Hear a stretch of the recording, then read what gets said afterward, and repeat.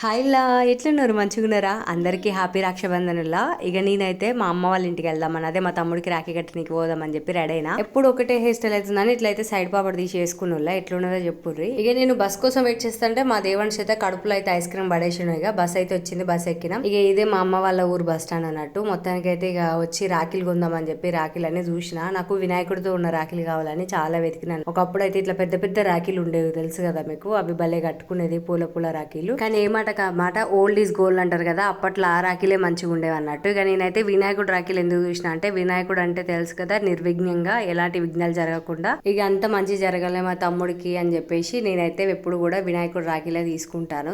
నేనే కాదు, మా ఇంట్లో ఇద్దరు చెల్లెలు కూడా అవే రాఖీలు తీసుకుంటారు. ఇక తమ్ముడు కోసం రాఖీ షాపింగ్ అయిపోయింది. ఇక మా ఇంట్లో ఉన్నారు కదా రెండు పిల్లకాయలు, ఆ పిల్లకాయలకైతే రెండు కిడ్స్ టైప్ అంటే మోతు పత్తులు, ఆ బొమ్మలు లాంటివి అయితే రెండు రాఖీలు తీసుకున్నాను వాళ్ళిద్దరికి, దేవాంష్కి లక్కీకి. నెక్స్ట్ వీడియోలో చూపిస్తాను, లైక్ చేయరులా ప్లీజ్.